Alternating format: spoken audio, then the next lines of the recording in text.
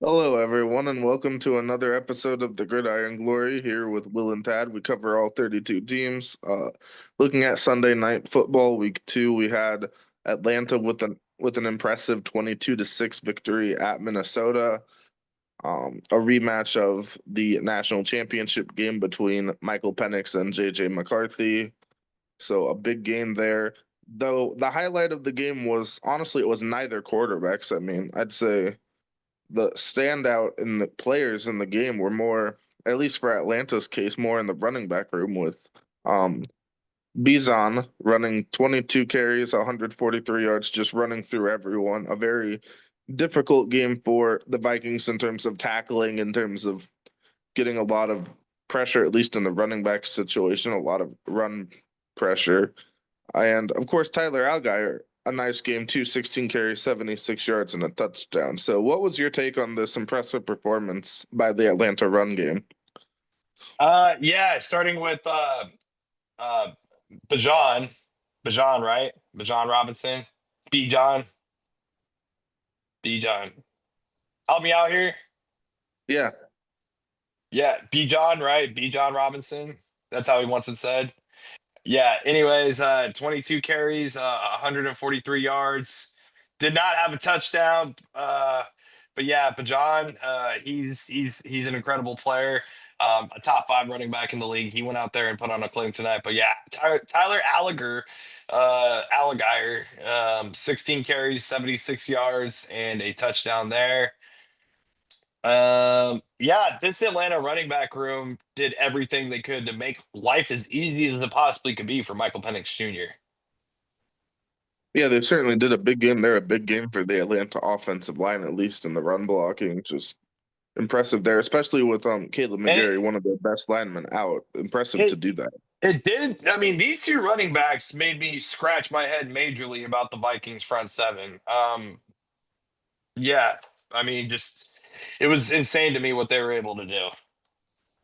Yeah, I mean, there's a lot of questions for the Vikings on both the offense and defensive side of the ball after this game, but yeah, one um issue for the Falcons in this game was the unfortunate fumble by Drake London. I mean, a great play there by Eric Wilson to force that fumble, but I mean that was probably the one downside for the Atlanta offense. London only 3 catches for 49 yards, and like I said, that fumble.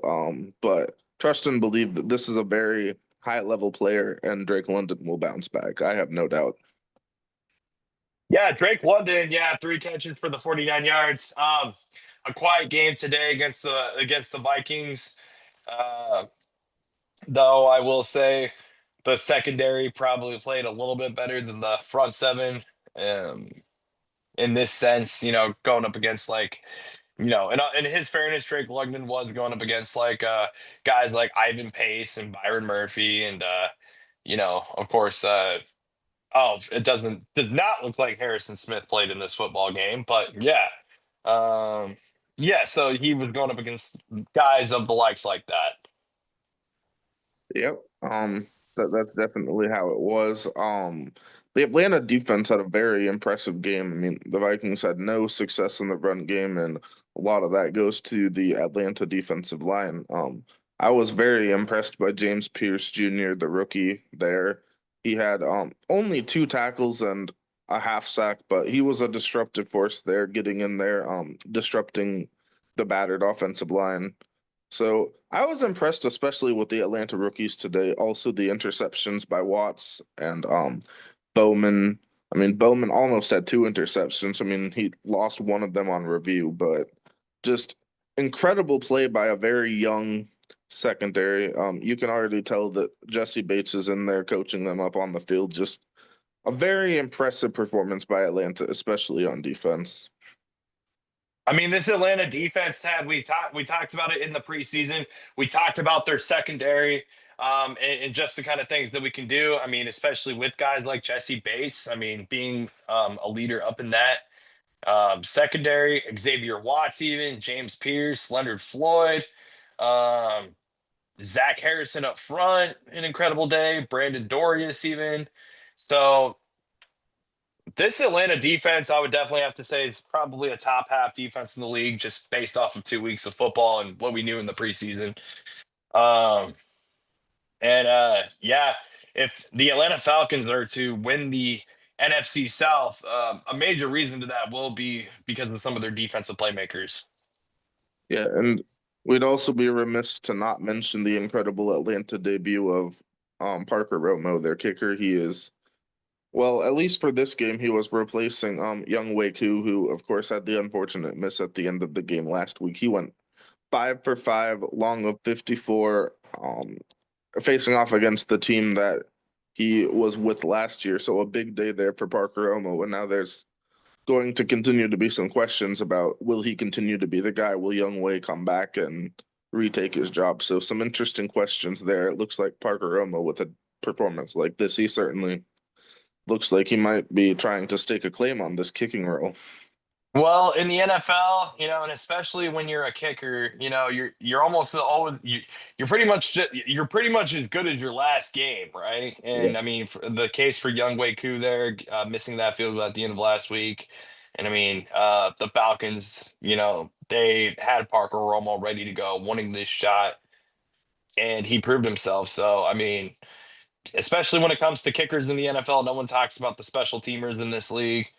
You're really only as good as your last performance.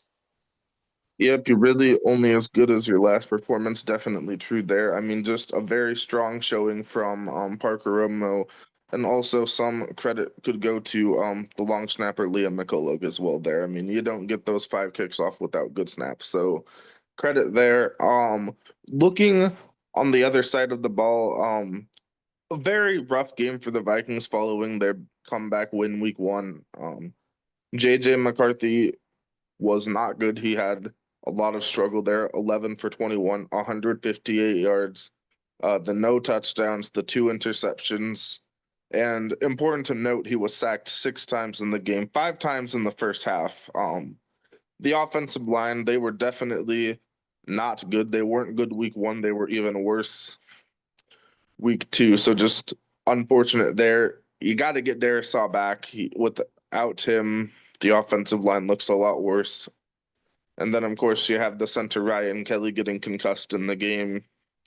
You have Justin School, the replacement for Darisaw. He was also concussed in the game. So just a lot of injuries on the offensive line and elsewhere for the Vikings. But to me, when I look at this game, the number one thing the Vikings need to improve as a team is their offensive line. That was just not an NFL ready performance, in my view.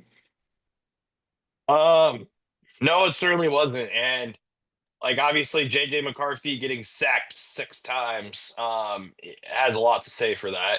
And the fact that he threw the 2 interceptions has a lot to say for that as well. So, and then obviously the very devastating injury to JJ McCarthy.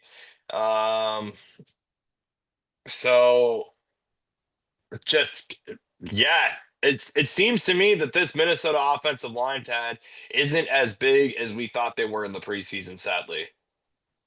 Yeah, and like I said, a big part of that is not having Christian Darrisaw, one of the best left tackles in the league. He is still recovering from his ACL and MCL injuries a season ago. So, I mean, we thought it was looking more promising that he could be back by week 1, and that certainly was not the Yes. case. And now And he's and for remaining questionable.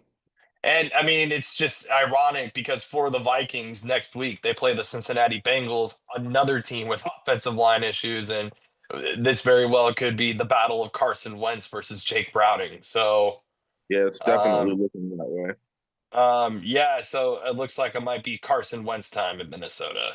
Yeah, Carson Wentz will be getting an opportunity, but again, I mean, I don't really think it matters too much who's under center until this offensive line plays a lot better. Also worthy to note, Aaron Jones, he had 5 rushes for 23 yards, and he will be placed on injury reserve, so he's out for the next 4 games. So another loss there. Jordan Mason, he led the team in rushing yards, led the team in carries, and now he's the unquestioned running back 1 at least until Jones comes back. He's had a fairly strong start to the season, and he's just going to see his opportunity grow. Oh yeah, I mean it just absolutely, absolutely. So next man up mentality that you have to have there. Next man up mentality. Um, I mean, this is the NFL, and the Vikings are and they've just gotten hit with the big injury bug, Tad. So how can their fans and their team overcome this? Yeah. And I mean, looking at the defense, I mean, there's a lot of injuries there too. Of course, Andrew Van Ginkel missed the game. You mentioned Harrison Smith missed the game. Um, Blake Cashman on the injury reserve. So I mean, there's like I counted up and there's like nine or so starters that are currently some level of injured for the Vikings. So that's going to be difficult for them to work around. But I mean, like you said, next man up mentality. I mean, you have all the players that are NFL players, and it's time to step up and make plays like Eric Wilson, like I mentioned with that fumble. That was a big play there, and he is a player that's stepping in for Blake Cashman, so that's just a play that needs to be made. I mean, Jalen Redmond is seeing his opportunity go up, and he has a sack, two tackles for loss. So I mean, some of these defensive players, it's nice to see them stepping up. Also, the second year player Dallas Turner, five tackles, a sack, a tackle for loss, playing mostly in place of Andrew Van Ginkel. So I mean, it's just can the next player step up and make some plays? We've seen that more on defense than on offense, and now it's time for And offense to and sometimes in the National Football League, that is how you get your opportunity is by your front runner in front of you. I mean, with all due respect, they get injured, and then you get your chance to go in there and prove yourself on the NFL turf. So, can some of these guys do just that? You know, I mean, it's how Tom Brady himself got his chance was because Drew Bledsoe got hurt. So, yeah, can these guys just come out here and prove themselves? can they prove themselves? Yeah. So, like you said, next week we have the Carson Wentz versus Jake Browning matchup in Minnesota, and for the Falcons, they will have another road test going to Carolina for a division game against the Panthers. Did you have any last takes?